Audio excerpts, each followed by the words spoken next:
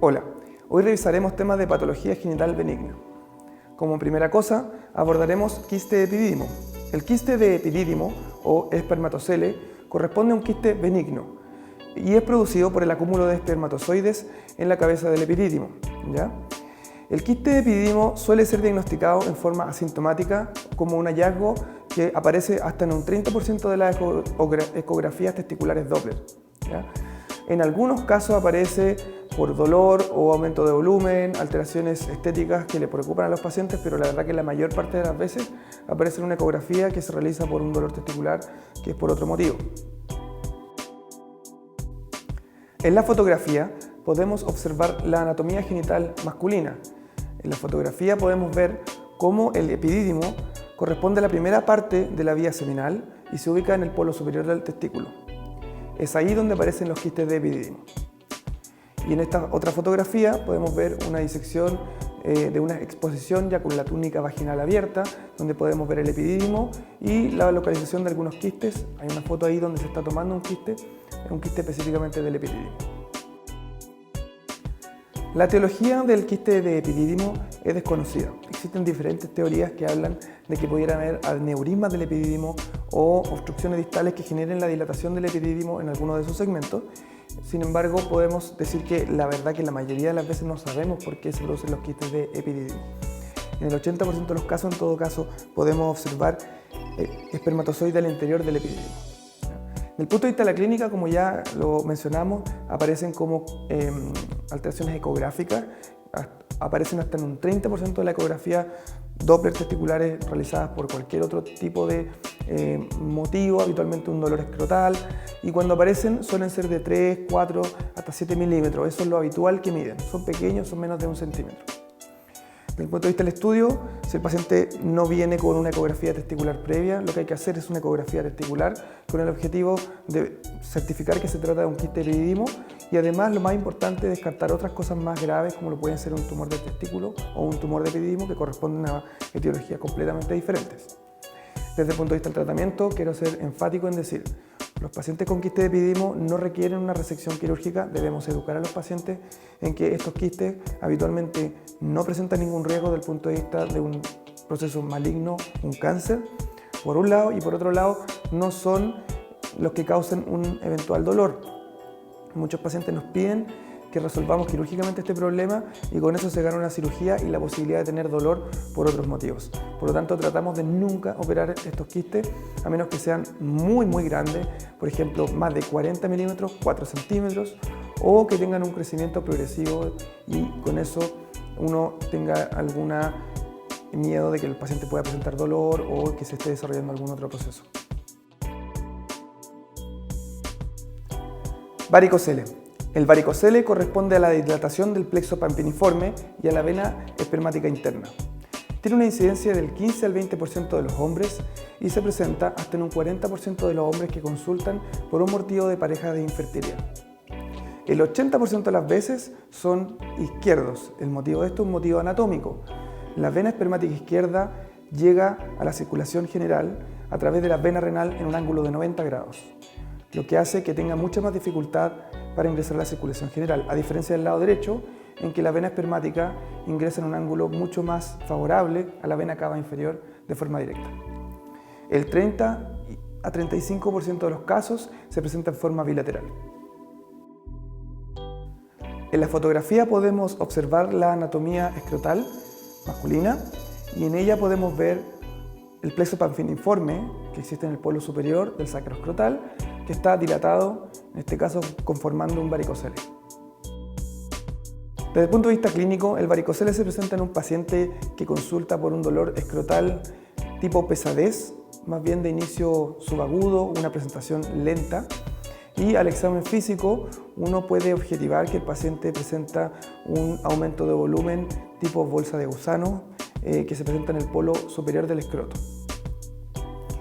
Estos pacientes muchas veces también consultan porque existió un hallazgo ecográfico en una ecografía testicular Doppler que muestra un varicocele.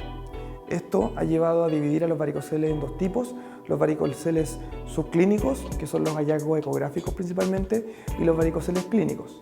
Los varicoceles clínicos se dividen en 3 grados. Grado 1 es cuando el paciente presenta un varicocele pequeño que se observa al examinarlo de pie y con el paciente en valsalva, y ahí en ese caso es posible tocarlo. Varicocele clínico grado 2 es aquel varicocele que el paciente realiza valsalva y uno lo puede ver, no es necesario tocarlo ni que el paciente esté de pie.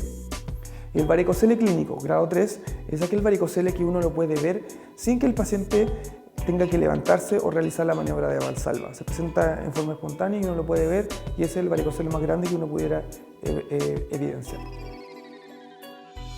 Ante la sospecha clínica de un varicocele, solicitamos la realización de una ecografía testicular Doppler, que es el método diagnóstico de elección para objetivar esta patología. Podemos solicitar la realización de una ecografía abdominal o alguna imagen abdominal cuando existe un varicocele de rápida instalación.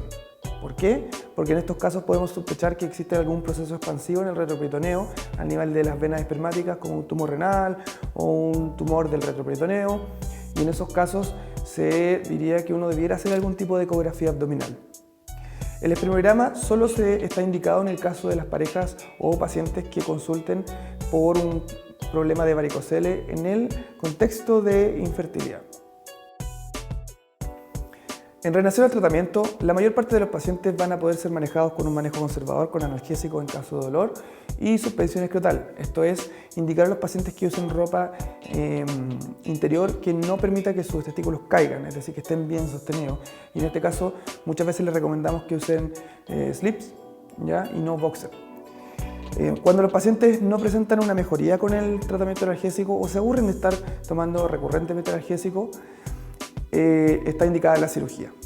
Otra indicación de la cirugía en el contexto del varicocele se refiere a la alteración en el espermiograma. Típicamente, el varicocele genera oligoteratoaspenozoospermia, que significa que hay una reducción en el número de los espermios normales en el espermiograma, en las formas normales y en la movilidad. Lo que se ha visto es que los pacientes que consultan por infertilidad y que tienen alteración en el espermiograma pueden mejorar sus parámetros seminales tras la cirugía de reparación del varicocele, lo cual es muy importante para parejas que consultan por infertilidad.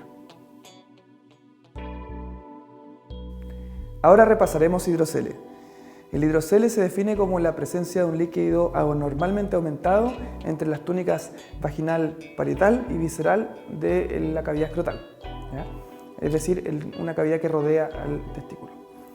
La verdad que en el adulto, la mayor parte de las veces corresponde a un proceso en el cual hay un aumento en la producción del líquido y una disminución en su absorción, ¿ya?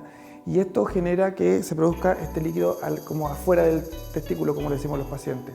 Esto es una patología benigna que no suele dar complicaciones a nivel testicular. Desde el punto de vista etiológico lo podemos dividir en niños y adultos. En niños, principalmente debemos sospechar la persistencia del conducto peritoneo vaginal, el conducto por el cual los testículos descienden a la cavidad escrotal. Y obviamente eso tiene una serie de implicancias desde el punto de vista de la cirugía o del tratamiento.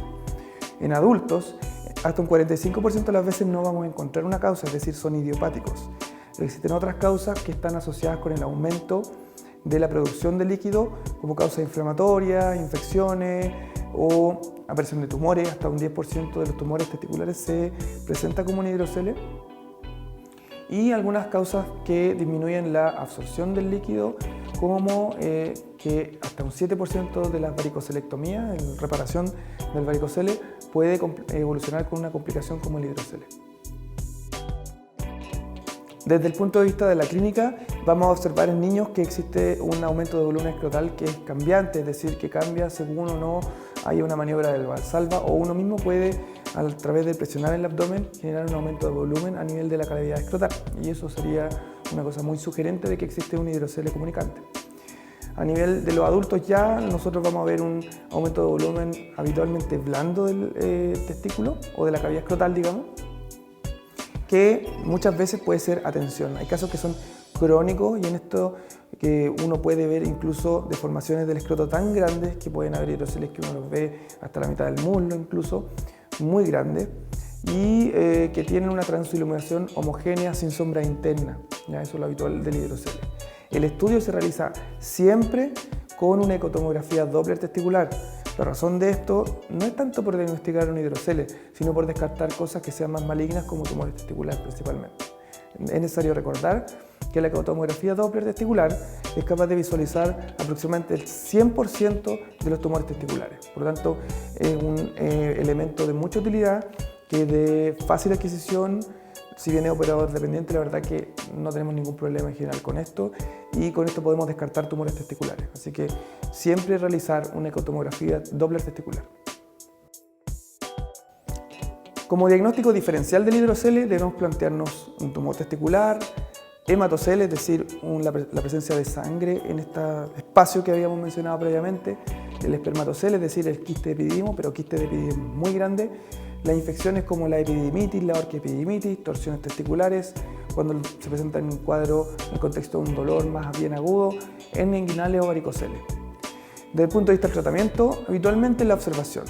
La cirugía va a estar dada principalmente cuando hay la imposibilidad de distinguir esto de una hernia inguinal, ya es raro por los métodos diagnósticos que tenemos, cuando está asociado a otras patologías como torsión del testículo o tumores o si queremos tratar algún quiste, o principalmente cuando los pacientes tienen molestias por el gran aumento de volumen y dolor, o ya por último cuando son problemas estéticos. Lo que hacemos nosotros en el caso de los hidroceles que se presentan en el adulto es hacer una cirugía en la cual hacemos una hidrocelectomía, es decir, llegamos hasta la cavidad que tiene el líquido, lo drenamos y resacamos todo el líquido, la túnica vaginal parietal, con el objetivo de que el hidrocele nunca más se vuelva a generar, porque eliminamos la posibilidad de que exista este espacio alrededor del testículo. Y a nivel de los niños, en el fondo, como se trata de un conducto que comunica el escroto con el peritoneo, se trata de cerrar ese conducto y eso resolvería el problema. La fimosis corresponde a una condición que se caracteriza por la imposibilidad de retraer el prepucio y de exponer el glande. Habitualmente son causas idiopáticas, no se sabe muy bien por qué ocurre o por qué los niños presentan esto. Hay algunas asociaciones con la diabetes mellitus que causa balanitis micótica, infección por hongo, inflamación y con esto la producción de este anillo fimótico. Otras patologías inflamatorias como la balanitis serótica obliterante y o tumores que pueden generar, que eso es mucho más raro, la imposibilidad de retraer el prepucio.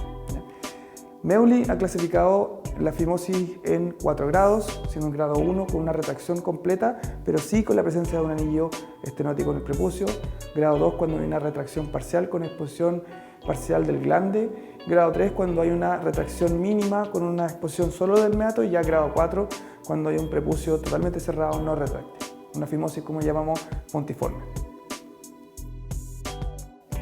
El tratamiento de la fimosis es la circuncisión, es decir, la resección del prepucio redundante, estrecho, fimótico y que no permite la exposición del glande.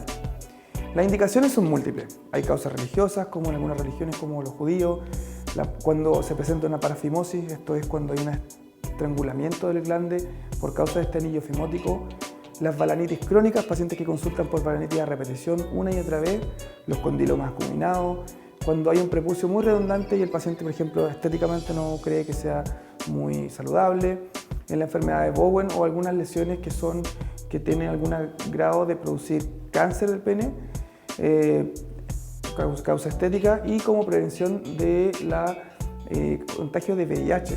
Se ha visto y existe evidencia tipo 1 que la circuncisión disminuye hasta un 50 por 60% la infección de VIH y esto se ha realizado incluso en algunas zonas endémicas del VIH para reducir la posibilidad de contagio. También así, la circuncisión previene el contagio de otras infecciones de transmisión sexual, como puede ser la transmisión del virus papiloma humano, etc.